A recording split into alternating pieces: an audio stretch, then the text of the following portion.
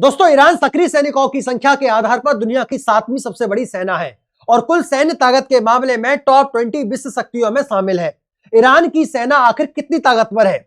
एक लंबा, गहरा और रणनीतिक सैन्य इतिहास अगर जाने तो ऐसा इतिहास है जो जीत, दबदबे और साहसिक फैसलों से भरा रहा है।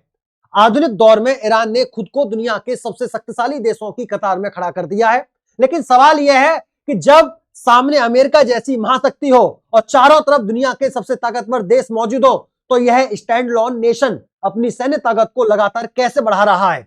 सबसे चौंकाने वाली बात यह है दोस्तों कि अमेरिका जैसा देश भी ईरानी सेना की क्षमता को लेकर हमेशा सतर्क और आशंकित रहा है। आइए जानते हैं ईरानी सेना के इस असाधारण उत्थान की पूरी कहानी। दोस्तों, बात कर लेते हैं 1953 का कॉप की। और पश्चिमी हथियार 1953 के कॉप के बाद ईरान ने अमेरिका, इजराइल और अन्य वेस्टर्न देशों से बड़े पैमाने पर हथियार खरीदने शुरू किए। उस दौर में ईरान की सेना पूरी तरह पश्चिमी हथियारों पर निर्भर थी, लेकिन 1979 में आई ईरानियन इस्लामिक रिवॉल्यूशन ने सब कुछ बदल दिया। अमेरिका और ईरान के रिश्ते बुरी तरह बिगड़ गए और हथियारों का यह व्यापार अचानक खत्म हो गया। इसके बाद ईरान पर बड़े इंटरनेशनल सैंक्शन लगाए गए, जिनमें सबसे अहम था आर्म्स एम्बार्गो, आत्मनिर्भर बनने की मजबूरी। इसी कठिन दौर में ईरान ने एक बड़ा फैसला लिया। उसने अपनी डोमेस्टिक आर्मामेंट्स इंडस्ट्री की नींव रखी। अमेरिका के नेतृत्व में लगे प्रतिबंधों ने ईरान को मजबूर किया कि वह अपने हथियार खुद बनाए। यही फैसला आगे चलकर ईरान की सैन्य ताकत की रीढ़ बना। 2000 के दशक तक ईरान आधिकारिक रूप से एक आर्म एक्सपोर्टिंग कंट्री बन चुका था, लेकिन 1980 ईरान इराक वॉर 1980 में ईरान को एक बड़े झटके का सामना करना पड़ा। इराक ने अचानक ईरान पर हमला कर दिया। यह युद्ध पूरे 8 साल तक चला। दोस्तों, इस दौरान ईरान के पास विदेशी हथियारों की भारी कमी थी। सप्लाई लाइन लगभग बंद हो चुकी थी, लेकिन फिर भी ईरान डटा रहा। इसी समय ईरान और अमेरिका के बीच भी सीधा टकराव हुआ, ऑपरेशन प्राइम चांस। इन घटनाओं ने दोनों देशों के रिश्तों को और ज्यादा खराब कर दिया। क्षेत्रीय रणनीति की शुरुआत 1990 के दशक में गल्फ वार के दौरान ईरान की अप्रत्यक्ष सैन्य भूमिका ने उसकी रीजनल स्ट्रेटजी को नया आकार दिया। इसके बाद सीरिया में सीरियाई गवर्नमेंट को दिया गया समर्थन ईरान की बढ़त सैन्य और रणनीतिक पकड़ का साफ संकेत था। इन सब ने अमेरिका और इजराइल के साथ तनाव को और बढ़ा दिया, क्योंकि ये देश नहीं चाहते थे कि ईरान मिडिल ईस्ट में अपनी पकड़ मजबूत करे। No first strike doctrine. इतनी बड़ी सैन्य ताकत होने के बावजूद Iran no first strike doctrine का पालन करता रहा। आधुनिक इतिहास में ईरान ने एक भी युद्ध की शुरुआत नहीं की। ईरानी सेना की मौजूदा स्थिति ग्लोबल रैंकिंग के अनुसार ईरान 145 देशों में 17वें स्थान पर है। ईरानी सेना के पास 6,10,000 एक्टिव ड्यूटी पर्सनल और 3,50,000 रिजर्व फोर्स है। मिडिल ईस्ट की यह सबसे बड़ी सेना मानी जाती है। ईरानी आर्मी 4 हिस्सों में बटी हुई है: ground force, air defence, air force और नेवी। दोस्तों, IRGC असली शक्ति का केंद्र। ईरानी सेना की सबसे ताकतवर इकाई है IRGC, Islamic revolutionary guard Corp. लगभग 1.5 लाख एक्टिव पर्सनल। यही ईरान की सैन्य ताकत की रीढ़ है।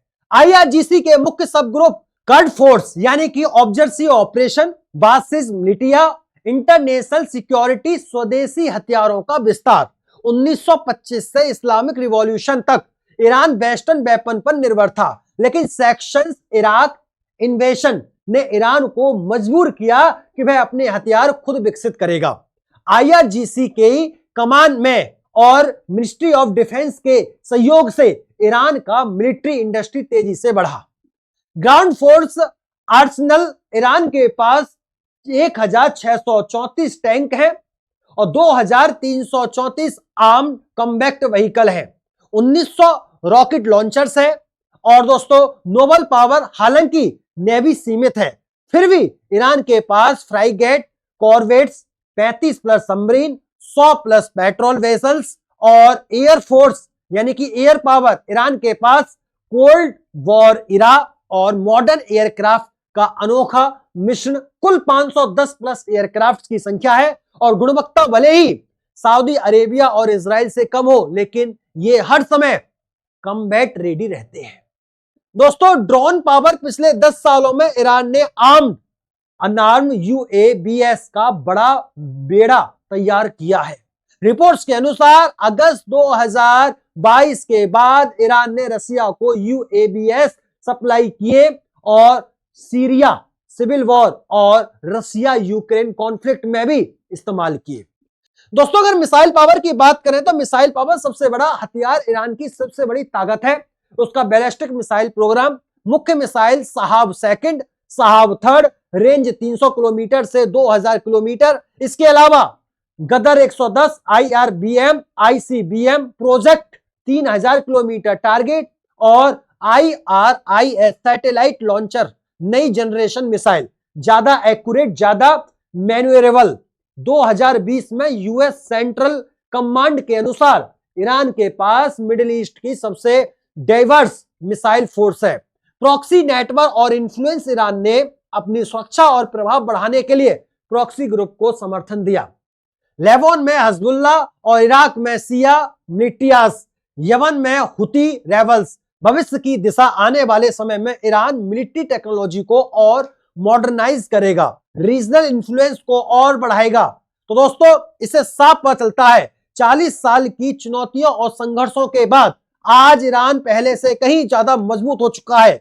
IRGC के नेतृत्व में ईरानी सेना मिडिल ईस्ट की सबसे प्रभावशाली सेना ताकतों में से एक बन चुकी है और आने वाले वर्षों में यह ताकत और भी बढ़ने वाली है। तो दोस्तों उम्मीद करता हूं आपको ईरान के बारे में सारी जानकारी समझ में आ गई। अगर समझ में आ गई है तो अपने कमेंट बॉक्स के माध्यम से ईरान की मिसाइल पावर के बारे में अपने विचार, अपने विचारधारा, अपना ओपिनियन हमें कमेंट बॉक्स के माध्यम से जरूर बताइएगा।